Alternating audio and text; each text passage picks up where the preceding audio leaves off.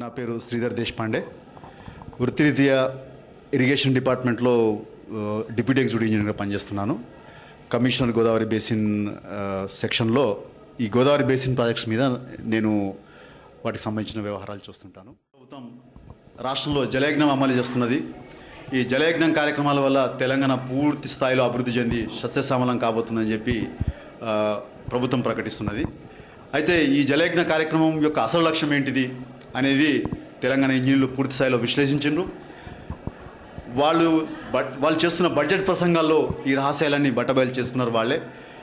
ఇవాళ జలయజ్ఞం యొక్క ప్రధాన లక్ష్యం ఏంటిదంటే గోదావరి నీళ్ళని కోస్తాంధ్రకు తరలించడం, కృష్ణా నీళ్ళని రాయలసీమకు తరలించడం. ఇది ఇవాళ జలయజ్ఞం యొక్క ప్రధాన లక్ష్యం. ఈ లక్ష్యాలకు అనుగుణంగానే ఇవాళ జలయజ్ఞం యొక్క కార్యక్రమాలు కొనసాగుతున్నాయి. ఇది గోదావరి బేసిన్ యొక్క మ్యాప్. ఇది గోదావరి బేసిన్ ఆంధ్రప్రదేశ్లో ఉన్న ఏరియాకు సంబంధించిన మ్యాప్. ఇది ప్రాణహిత నది, ఇది ఇంద్రావతి నది, ఈ గోదావరి నది ఇట్లా వస్తుంది. ఇది శ్రీరామ్ సాగర్ ప్రాజెక్టు. ఈ శ్రీరామ్ సాగర్ ఇక్కడ నుంచి ఆంధ్రప్రదేశ్లో ప్రవేశించిన తర్వాత ఈ అంతా కూడా తెలంగాణలో ప్రవహించి చివరికి ఈ ప్రాంతం నుంచి ఇది కోస్తాంధ్రలో ప్రవహిస్తుంది. అంటే ఈ ఏరియా అంతా కూడా తెలంగాణలో ఉన్న క్యాచ్మెంట్ ఏరియా. ఇది గోదావరికి సంబంధించి 78% క్యాచ్మెంట్ ఏరియా ఆంధ్రప్రదేశ్లో ఉన్న గోదావరి బేసిన్లో 78% తెలంగాణలో ఉంది. 22% మాత్రమే కోస్తాంధ్రలో ఉంది. కానీ వాళ్ళ గోదావరి నది అనగానే రాజమండ్రి గుర్తుకు వస్తుంది. కానీ ఈ గోదావరి ఎంబడి బాసర, ధర్మపురి, కాళేశ్వరం ఇట్లాంటి అనేక పుణ్యక్షేత్రాలు ఎవరికి గుర్తుకురావు. సో ఇవాళ 78% క్యాచ్మెంట్ ఏరియా కలిగిన తెలంగాణలో మొత్తంగా నీళ్లు కోస్తాంధ్రకు తరలిపోయే పరిస్థితి ఏర్పడింది. మీరు చూస్తే మ్యాప్లో ఒక్క శ్రీరామ్ సాగర్ ప్రాజెక్టు తప్ప ఇంత పెద్ద స్ట్రెచ్లో ఒక 700 కిలోమీటర్ల పొడవున ఎక్కడ కూడా ఒక బ్యారేజ్ లేదు. ఆ తర్వాత మనకు కాటన్ బ్యారేజ్ మాత్రమే కనిపిస్తుంది.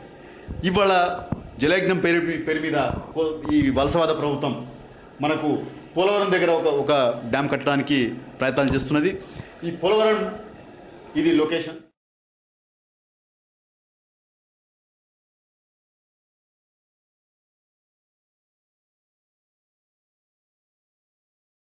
ఈ పోలవరం డ్యామ్ యొక్క ప్రధాన లక్ష్యం ఏంటంటే ఇక్కడ నుంచి 80 టీఎంసీల నీళ్ళని కృష్ణానదికి తరలించడం.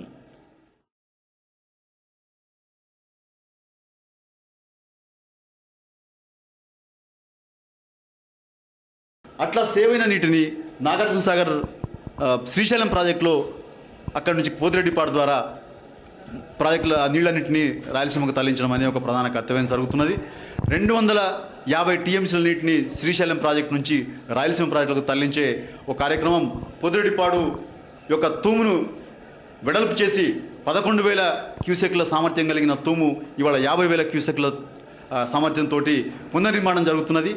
50,000 క్యూసెక్లు తరలించుకుపోయిన తర్వాత ఏదైతే కొరత ఉన్నదో ఆ కొరతని తీర్చడానికి ప్రముఖంగా ఉపయోగపడేది పోలవరం ప్రాజెక్టు. ఈ పోలవరం నుంచి 80 టీఎంసీల నీరు కృష్ణా బ్యారేజీకి తరలి వెళ్తుంది. మిగతా నీటిని ఇవాళ ఈ దుమ్ముగూడెం ప్రాజెక్టు నుంచి 165 టీఎంసీల నీటిని నాగార్జున సాగర్ టేల్ పాండ్ ద్వారా నాగార్జున సాగర్కి ఎత్తిపోసి అక్కడి నుంచి రైట్ కెనాల్ ద్వారా లెఫ్ట్ కెనాల్ ద్వారా నాగార్జున సాగర్ ఆయకట్టుకి నీళ్లు అందించే ప్రయత్నాలు జరుగుతున్నాయి. అంటే శ్రీశైలం ప్రాజెక్టు నుంచి నీళ్ళని రాయలసీమకు తరలించుకుపోయిన తర్వాత ఏదైతే కొరత ఏర్పడుతుందో ఆ కొరతను తీర్చడానికి ప్రధానంగా ఇవాళ జలయజ్ఞంలో 2 ప్రాజెక్టులు, ఒకటి పోలవరం, 2 దుమ్ముగూడెం నాగార్జున సాగర్ టేల్ పాండ్ ప్రాజెక్టు.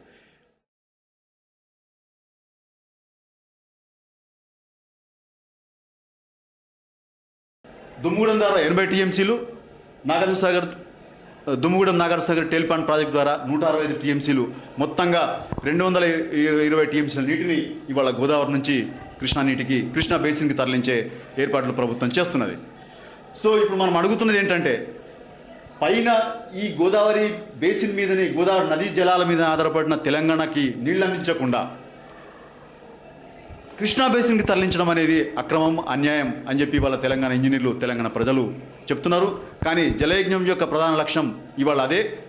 కృష్ణా నీటిని మొత్తంగా రాయలసీమకు తరలించడం, గోదావరి నీటిని కోస్తాంధ్రకు తరలించడం అనే పెద్ద కార్యక్రమం జరుగుతున్నది. అందుకని పోలవరం మీద ఎన్ని అభ్యంతరాలు వ్యక్తమైనా, ప్రజలు ఎంత వ్యతిరేకించినా, మేధావులు ఎంత వ్యతిరేకించినా, ఎట్లాంటి అనుమతులు కేంద్ర ప్రభుత్వం ఇవ్వకపోయినా ఆగమేఘాల మీద ఇవాళ పోలవరం ప్రాజెక్టు నిర్మాణం ప్రభుత్వం చేపడుతున్నది. అదే రకంగా దుమ్ముగూడెం ఎన్ఎస్పీ టేల్ పాండ్ ప్రాజెక్టును కూడా ఇవాళ మేఘాల మీద చేపట్టడానికి ప్రభుత్వం చర్యలు తీసుకుంటున్నది. అదే సమయంలో ప్రాణహిత నుంచి నీటిని తరలించి ఈ ఆదిలాబాద్, కరీంనగర్, నిజామాబాద్, రంగారెడ్డి, మెదక్ జిల్లాలకి నీళ్ళు అందించే ప్రాణహిత చేవళ్ల ప్రాజెక్టుని మన తెలంగాణ ఇంజనీర్లు రూపొందిస్తే దాన్ని బుట్టదాఖలు చేసే ప్రయత్నాలు ఇవాళ కాంగ్రెస్ ప్రభుత్వం చేపడుతున్నది. దీనికి సంబంధించిన టెండర్లని మహారాష్ట్ర ప్రభుత్వం అనుమతిస్తే తప్ప వీటిని మేము అనుమతించలేమని చెప్పి పేర్లు పెట్టి దాన్ని అడ్డంకులు పెట్టి అనేక రకాలుగా అడ్డంకులు పెట్టి ఈ ప్రాణహిత చేవళ్ల ప్రాజెక్టుని ఇవాళ ప్రభుత్వం అడ్డుకునే ప్రయత్నం చేస్తున్నది.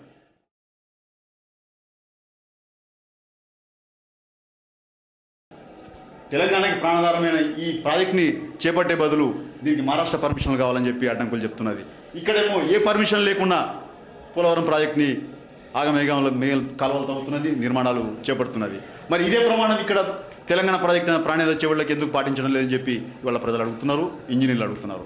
కానీ ప్రభుత్వం వాటిని కూడా పట్టించుకునే పరిస్థితులు లేదు. వాళ్ళు అనుకున్న ప్రణాళిక ప్రకారం బహుశా తెలంగాణ ఏర్పడే లోపల ఈ ప్రాజెక్టులన్నింటి పూర్తి చేసి నీటి మీద సర్వ హక్కులు కల్పించుకునే ఒక ప్రయత్నంలో ఇవాళ రాజశేఖర రెడ్డి ప్రభుత్వం ఉన్నది. దీన్ని తెలంగాణ ప్రజలు తీవ్రంగా వ్యతిరేకిస్తున్నారు, ఖండిస్తున్నారు. ఇవి ఆగిపోవాల్సిన అవసరం ఉంది.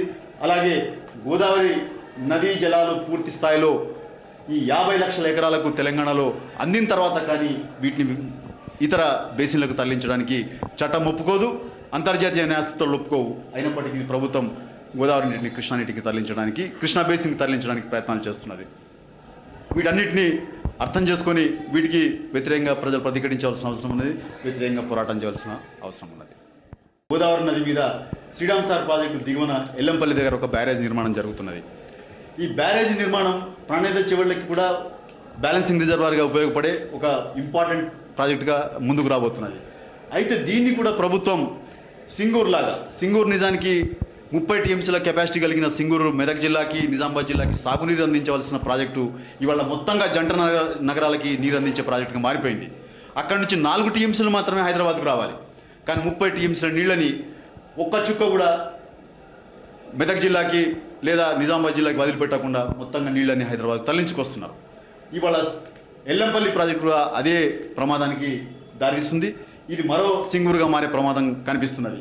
ఇక్కడ నుంచి సెపరేట్గా హైదరాబాద్ మెట్రో వాటర్ వర్క్స్ వాళ్ళ తరపు నుంచి ఒక సెపరేట్ పైప్ లైన్ వేసి హైదరాబాద్కి ఒక 50 టీఎంసీల నీళ్ళని తరలించడానికి ఇవాళ ఏర్పాట్లు చేస్తున్నది. ఒకవైపు ప్రాణహిత చేవళ్లను అడ్డుకుంటున్నది, అదే సమయంలో ఎల్లంపల్లి ప్రాజెక్టుని పూర్తిగా హైదరాబాద్కి నీటిని మంచినీటి సరఫరా ప్రాజెక్టుగా మార్చే ప్రయత్నాలు జరుగుతున్నది. అయితే హైదరాబాద్ కృష్ణా బేసిన్లో వస్తుంది, నిజానికి గోదావరి బేసిన్లో ఉండదు హైదరాబాద్ నగరం. హైదరాబాద్కి ఆల్రెడీ కృష్ణా ట్రిబ్యునల్ నీళ్లు అలొకేట్ చేసి ఉన్నది. ఇప్పటికీ 2 ఫేజుల్లో నీటిని తరలించడానికి ఏర్పాట్లు కూడా జరిగినాయి.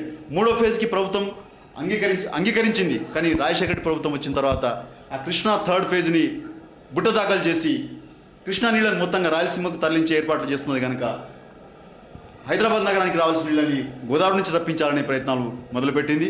ఆ ప్రయత్నంలో భాగంగానే ఇవాళ ఎల్లంపల్లి బ్యారేజ్ నుంచి మొత్తంగా నీళ్ళని హైదరాబాద్ నగరానికి మంచినీళ్ళు తీసుకురావడానికి ఒక పైప్ లైన్ నిర్మాణంకు ఏర్పాట్లు జరుపుతున్నది. ఇది కూడా ఖచ్చితంగా ముందు మరో సింగూరుగా మారే ప్రమాదం కనిపిస్తున్నది.